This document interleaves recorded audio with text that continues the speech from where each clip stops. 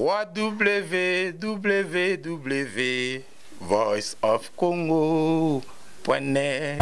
Hi, this is Nathalie Makoma. Please watch The Voice of Congo #1.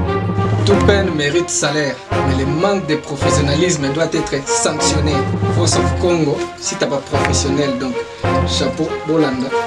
Acteur Nabino, musicien, artiste en général, on s'appelle. Et puis que Jésus, ce qu'on a développé, c'est une Voice of site Oyo Mungongo à Congo, et ça déjà message. Toujours le baba réalité. Voice of Congo, et ali power, et ali Esika bato bazaba information ya malamu pe ya solo. La Voice of Congo. Ah maman, Voice of Congo. Là on a besoin de passeport. Peut-être la Voice of Congo, la représentant Keba. voiceofcongo.net, news en real time. Voilà mesdames et messieurs, merci encore Renandenge Bouza scotché sur www.voiceofcongo.net pour les informations République démocratique du Congo, particulièrement dans la ville province à Kinshasa. Norbert Luyeye, le lot APC proposition, il y a transition pour 5 ans au cours de son déclaration politique Oyo Asalaki na siège naye à part là que surtout ezalaki makambota qui dialogue, il faut dialoguer ça la main, faut tous les canards. Transition il y a 5 ans pour bien organiser la République démocratique du Congo, mesdames et messieurs. Éviter à rejoindre Nemonanté, mais la République démocratique du Congo, ils ont camion, ils ont kimbambala. Il faut tout réparer camion avant tous les cas dans l'élection. Mesdames et messieurs, en tout cas, na tikibino bolanda déclaration politique ya Norbert Luyeye oyo asalaki na siège naye na commune ya Njili oyo arenisaki ba membre ne nyonso po aloba na bango ke dialogue, oui, des dialogues selon l'esprit de l'accord cadre et puis transition pour 5 ans pour bien organiser les élections à la République démocratique du Congo. Non, il faut Kabila à se prononcer rapidement que après transition, après dialogue, après transition, à représenter sous soutien dans l'élection aux Zakoya. En tout cas, mesdames et messieurs, suivez et puis on se retrouve juste après. Mes chers compatriotes, notre déclaration d'aujourd'hui a pour but de fixer l'opinion nationale et internationale sur les enjeux politiques de l'heure.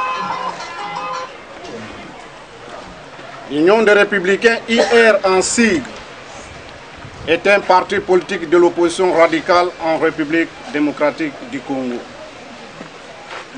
Depuis sa création jusqu'à aujourd'hui, cela fait presque 11 ans de lutte.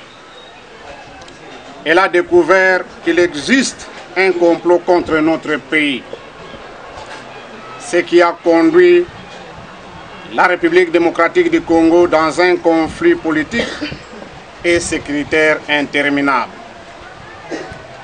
Ce complot ne donne pas la possibilité aux vrais fils et filles de diriger leur pays. Jusqu'à ce jour, toutes les institutions de l'État, l'armée, la police et les services de sécurité sont minés et se trouvent presque entre les mains des étrangers. Malgré la présence de l'ONU à travers la MONUSCO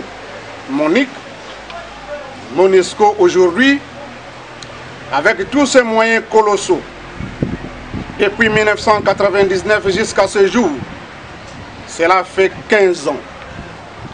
La République démocratique du Congo est loin de la paix et la sécurité. Il n'y a ni même l'amélioration de la vie sociale de la population. Notre pays reste toujours occupé par des groupes armés congolais et étrangers soutenus par le Rwanda, l'Ouganda ainsi que par les multinationales. Ce qui montre que le peuple congolais est sous une nouvelle colonisation. Face à cette situation, il fallait multiplier des efforts et utiliser tous les moyens nécessaires dans l'unité avec le concours de tous les compatriotes, tant à l'intérieur qu'à l'extérieur du pays, pour déjouer ce complot. Des démarches ont été entreprises pour faire comprendre l'essence de notre lutte, personne ne nous a compris.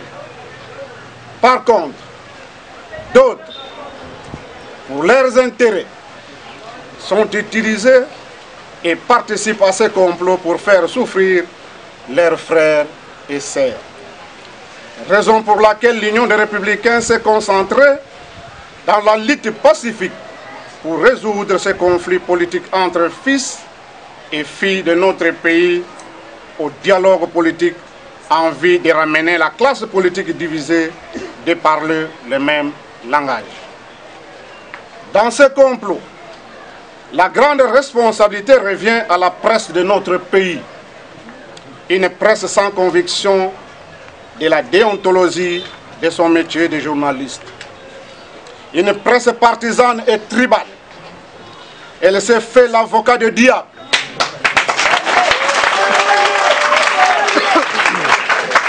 Elle cache la vérité pour désorienter et sacrifier toute la nation prise en otage par nos ennemis. Mes chers compatriotes, ce que vous devriez comprendre dans cette lutte, l'Union des Républicains ne combat pas les individus, mais elle combat le système instauré par ces dirigeants qui sont dans les institutions. Malgré les obstacles et la résistance rencontrée, l'Union des Républicains est restée cohérente et déterminée et s'est sacrifiée chair à canon pour arracher la victoire du dialogue politique.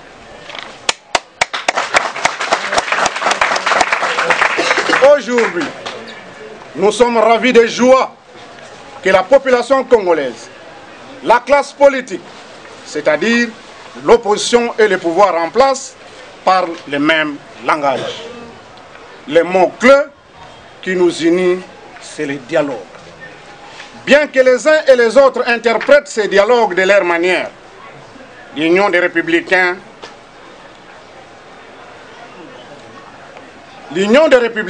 a la conviction que ce petit problème d'interprétation sera réglé lorsque nous allons nous mettre autour d'une table pour donner la forme réelle et exacte de ces dialogues tels que conçus dans l'accord cadre.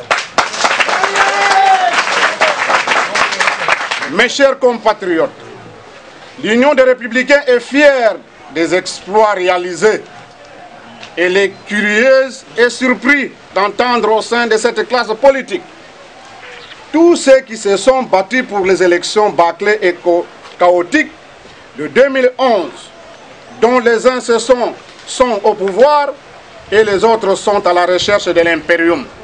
Sans honte, ils veulent s'accaparer et récupérer les dialogues politiques. Et pourtant, l'opinion tant nationale qu'internationale est témoin et a suivi tous les événements et les prises de position de l'Union des Républicains, avant et après la signature de l'accord cadre, pour exiger l'application de cet accord et la tenue du dialogue politique. Parmi eux, les uns parlent de l'application de l'accord cadre. Les autres gardent leur position de refus catégorique pour ces dialogues et tiennent à l'organisation d'un dialogue institutionnel en vue de régler la seule question d'élection de 2015 et 2016, sans tenir compte qu'il existe un conflit politique et sécuritaire né des élections de 2006 et 2011, avec des effets collatéraux, des violations des droits de l'homme qui ont ramené notre pays à la case de départ, qui, jusqu'à ce jour, reste sans solution. Mes chers compatriotes, s'il faut évoquer le problème de l'organisation d'élections de 2015 et 2016, vous devrez savoir que la Commission électorale indépendante CENI, comme autorité de ces élections, a relevé 23 contraintes. Jusqu'à ce jour, aucune de ces contraintes n'est réglée. Même scénario du côté de la soi-disant opposition institutionnelle. Elle a relevé des contraintes dans le calendrier électoral de la CENI, dont le bureau est composé des membres de cette opposition institutionnelle. cette opposition a oublié que la loi électorale qu'elle a votée au Parlement rend cette institution indépendante dans sa prise de décision. C'est à ce titre que la CENI s'est justifiée aux revendications de la soi-disant opposition. C'est pourquoi elle a bouché ses oreilles et fermé ses yeux. Ne veut pas entendre parler de cette question et considère les revendications de cette opposition de non fondées. Dans la même logique, la communauté internationale, partenaire traditionnel de la République démocratique du Congo, a exigé à la CENI de mettre en place un calendrier global. Après avoir examiné ce calendrier, l'a salué. Elle s'est rendue compte que ce calendrier est costaud, lourd et dépasse ses moyens. C'est pourquoi elle a émis aussi ses contraintes pour exiger à nouveau à la CENI d'établir un calendrier partiel. Pour l'organisation seulement, élections présidentielles et législatives en 2016, tout en les conditionnant par l'organisation d'un dialogue politique ici de l'accord cadre. Une position qui a rendu malade les pouvoirs en place par rapport à ces stratégies qui tient à l'application des calendriers globaux tels que présentés par la CENI. D'où il faut commencer par les élections provinciales, locales, municipales, etc. Pendant ce temps, M. Joseph Kabila, garant de ces institutions, a ouvert une autre voie et a surpris la classe politique institutionnelle en ouvrant un autre front pour exiger un dialogue politique. C'est une contrainte majeure dans ces démarches. Elle a notifié à la classe politique institutionnelle par le canal de son émissaire l'AG de l'ANER en 2 phrases clés et a promis de les recevoir. 1. Il est prêt à dialoguer avec toute l'opposition pour l'apaisement en République démocratique du Congo lors des élections de 2016. 2. Je vais collaborer ensemble avec toute l'opposition pour trouver une solution aux multiples problèmes que connaît la République démocratique du Congo actuellement pour ainsi éviter de tomber dans la situation qui se vit présentement au Burundi. Un message clair mais mal compris par ces opposants qui étaient tous d'accord au départ pour les dialogues. Ce qui a permis à M. Joseph Kabila d'initier les consultations et d'inviter les forces vives de la nation, la société civile et quelques personnalités au sein de la classe politique institutionnelle dont les uns ont répondu à l'invitation et les autres l'ont décliné et ont posé des conditions. Toutes ces contraintes constituent un nouveau conflit. Entre-temps, la CENI passe à la vitesse supérieure sans tenir compte de ces conflits. Elle a donné le coup d'envoi pour l'organisation d'élections de 2015 et 2016 et a invité la classe politique à déposer leurs dossiers pour les élections provinciales. Tous ont abandonné leurs revendications dont les contraintes émises et évoquées si haut et ont accepté de déposer leurs dossiers à la CENI. Mes chers compatriotes, en toute sincérité, cette classe politique, lorsqu'elle parle de l'organisation des élections de 2015 et 2016, ce n'est qu'une stratégie pour distraire les peuples congolais. Elle est consciente qu'en réalité, ces élections n'auront pas lieu aux dates prévues dans le calendrier électoral de la CENI. Alors pourquoi créer la confusion dans un État où vivent des êtres humains et mettre la population congolaise dans l'incertitude? Mes chers compatriotes, ce qu'il faut savoir, l'organisation d'élections dans notre pays est conditionnée par le recensement, l'identification et l'enrôlement de la population congolaise conformément à la Constitution en ses articles 10, 72, 102 et 106 qui nous conduit de connaître le nombre exact de la population congolaise et de ceux qui vont avoir l'accès à la nationalité congolaise.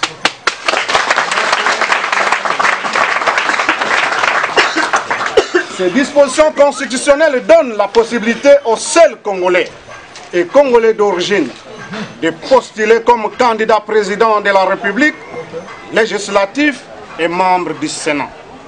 Passer outre comme en 2006 et en 2011, cela constitue une violation de la Constitution.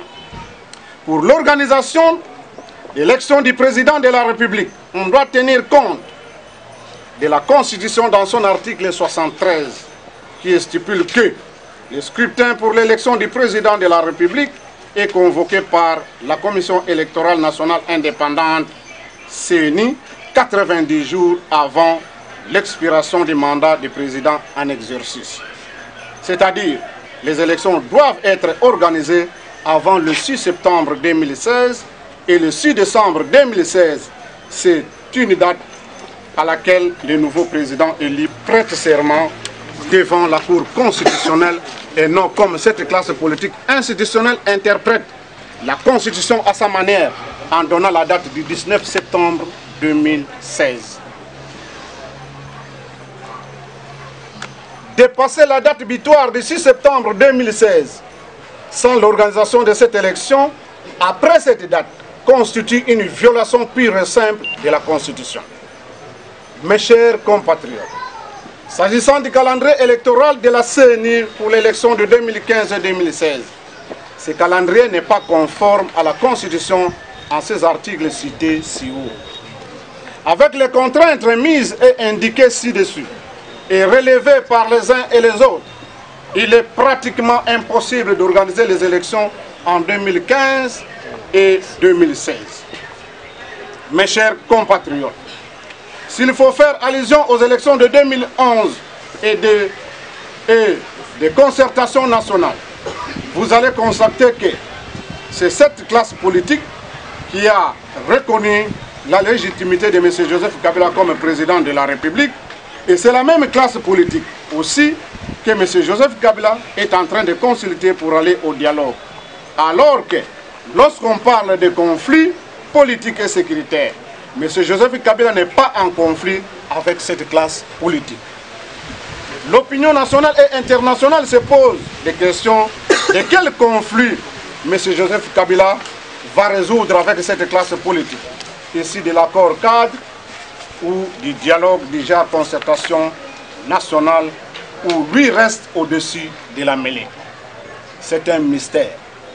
Pendant ce temps, M. Joseph Kabila a largué ses lieutenants dans la rue et dans les médias pour créer la confusion au sein de la classe politique et mettre la population dans l'incertitude et pour prêcher 3 discours. Tantôt il parle des élections auxquelles ils se sont engagés. Tantôt du dialogue dont lui est l'initiateur. Tantôt du dialogue ici de l'accord cadre. Seul M. Joseph Kabila qui connaît les secrets de cette confusion.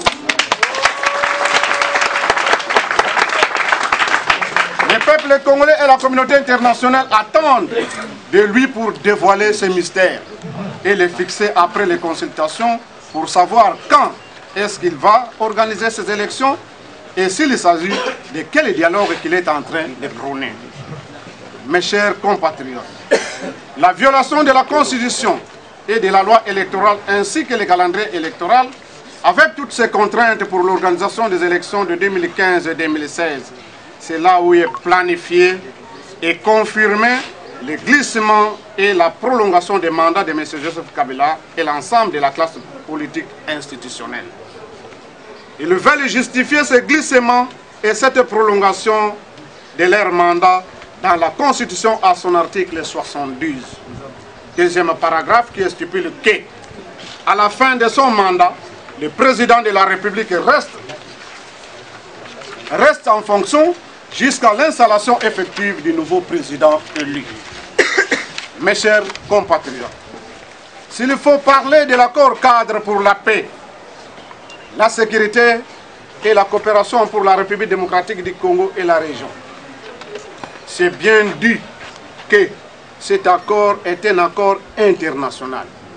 Il est supérieur et conforme à l'article 215 de notre Constitution.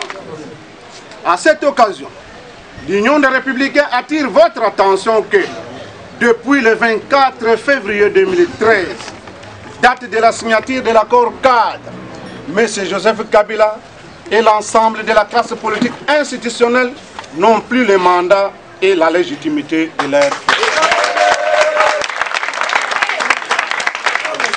Nous avons le groupe armé congolais à l'est du pays et au nord Katanga, y compris le M23 qui attend l'application de la déclaration de Nairobi. Bien que l'accord cadre leur ait collé l'étiquette des forces négatives pour raison de la paix et la sécurité sur l'ensemble du territoire national, étant fils et filles de notre pays, ces groupes armés congolais doivent impérativement participer à ces dialogues politiques. Sans la participation de tous ces groupes armés congolais, rien ne sera résolu sur le plan sécuritaire à l'est du pays et au nord Katanga. L'Union des Républicains exige à M. Joseph Kabila de prendre une amnistie générale afin d'apaiser le climat sécuritaire pour garantir leur participation au dialogue politique à Kinshasa sans inquiétude.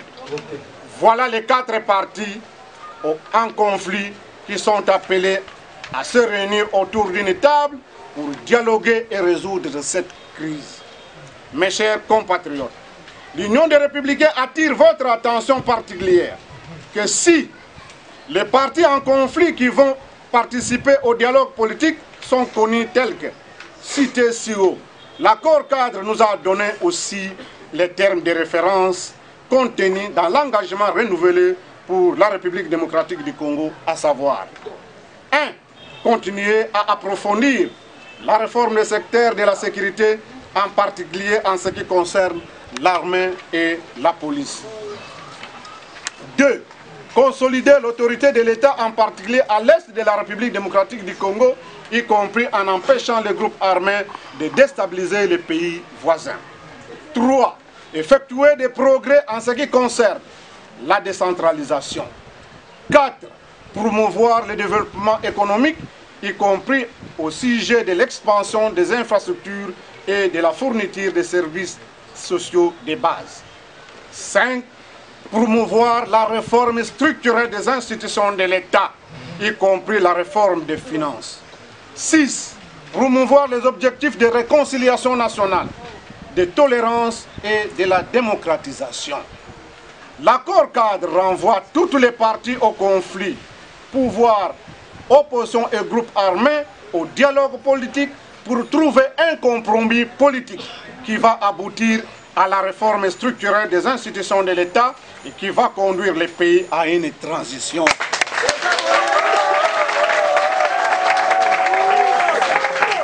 C'est dans cet esprit de l'accord cadre que l'Union des Républicains propose une transition de 5 ans.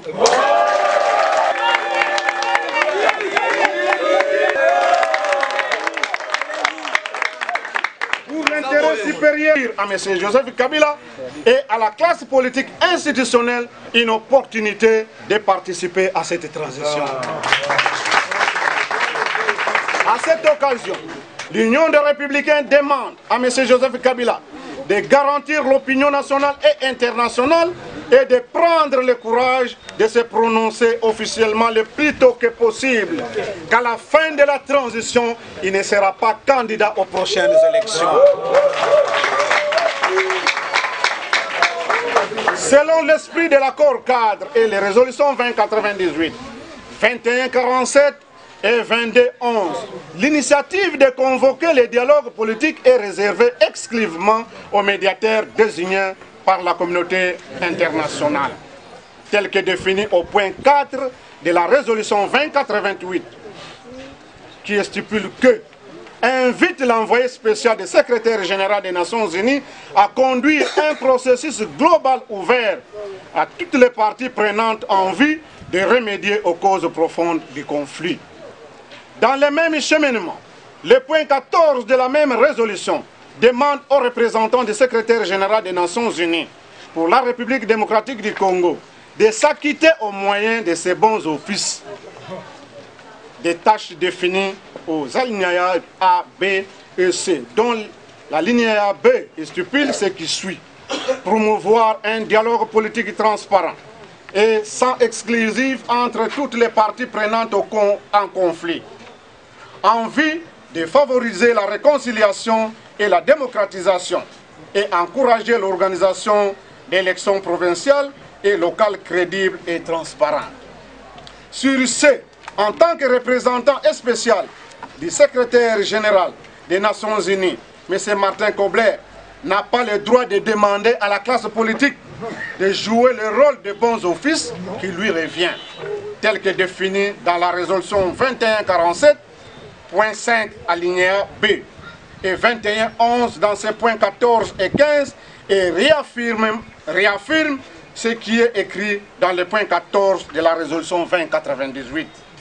L'accord cadre ne donne pas le droit au pouvoir ou à une partie en conflit de se substituer et de jouer le rôle de bons offices ou de choisir un médiateur avec l'intention de chapeauter le dialogue politique.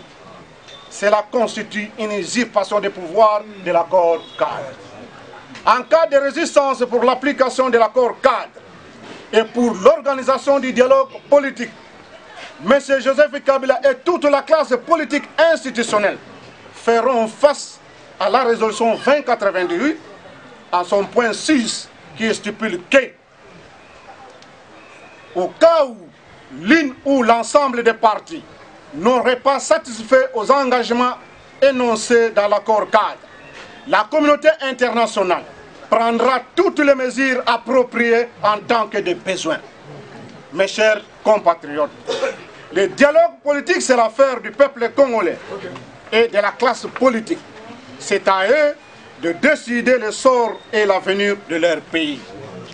Le médiateur ne jouera que le rôle de police de débat. Il ne sera pas là pour imposer sa logique à la classe politique qui se trouve dans un état dont la souveraineté est hypothéquée. La République démocratique du Congo est malade. Nous avons des problèmes à résoudre et du mettre de l'ordre avant de penser à l'organisation des élections crédibles, libres, démocratiques et transparentes. La République démocratique du Congo n'est pas dans la course avec d'autres États pour mettre l'accent seulement sur l'organisation des élections précipitées.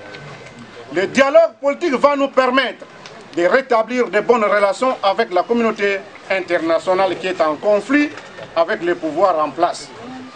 Pour les traques de groupes armés à l'est du pays, dont la MONUSCO aujourd'hui se trouve en mission d'observation. Au cours du dialogue politique, nous allons penser aussi au retrait définitif de la MONUSCO sans qu'il y ait une nouvelle prolongation de son mandat. Mes chers compatriotes, nous ne pouvons pas terminer à faire cette déclaration sans pour autant parler de la fosse commune de Maluku et tant d'autres.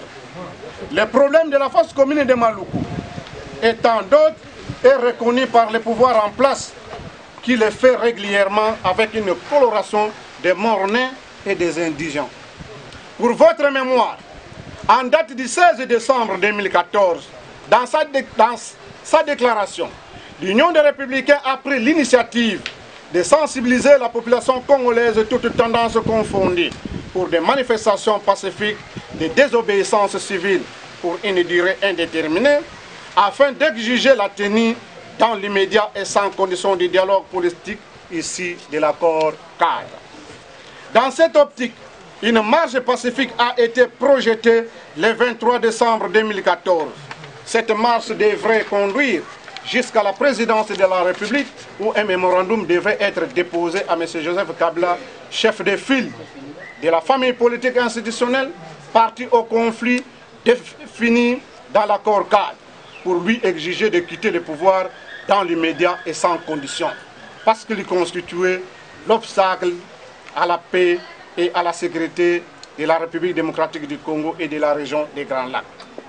Pendant les préparatifs de ces manifestations pacifiques, nous avons découvert que les pouvoirs en place préparaient des massacres de la population civile.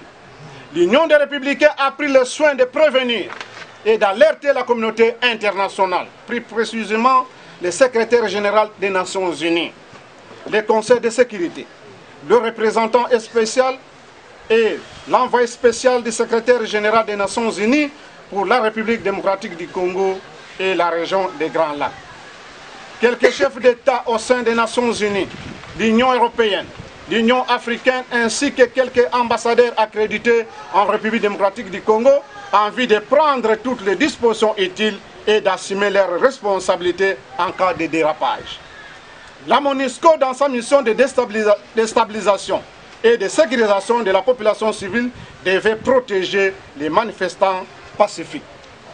Profitant de la mobilisation de l'Union des Républicains, les soi-disant oppositions au sein des institutions a projeté une manifestation pacifique pour revendiquer une simple loi électorale en vue d'aller aux élections dans les conditions que vous connaissez aujourd'hui. Ces manifestations ont causé des dégâts matériels et conduit au massacre de la population civile innocente inutilement, dont le bilan provisoire est de 425 morts et plus de 343 personnes arrêtées, chiffre dévoilé officiellement par le ministre de l'Information et Médias. Jusqu'à ce jour, le pouvoir en place n'a jamais présenté ces gens et on ne connaît pas la prison où ils sont incarcérés. Sur ce, l'Union des Républicains demande aux organismes des droits de l'homme de continuer à faire pression non seulement sur le pouvoir en place, mais aussi sur la communauté internationale qui nous impose des dirigeants criminels pour diriger notre pays. L'Union des Républicains demande aussi qu'une enquête indépendante internationale soit diligentée, non seulement pour les fosses communes de Maluku, mais aussi pour savoir où se trouvent les 343 personnes arrêtées par le pouvoir en place. Nous vous remercions. Acclamons, acclamons, acclamons, acclamons, acclamons. Voilà, mesdames et messieurs, merci là. C'était Norbert Luyé au cours de la déclaration politique où il y a Salaki na siège na la commune de Njili.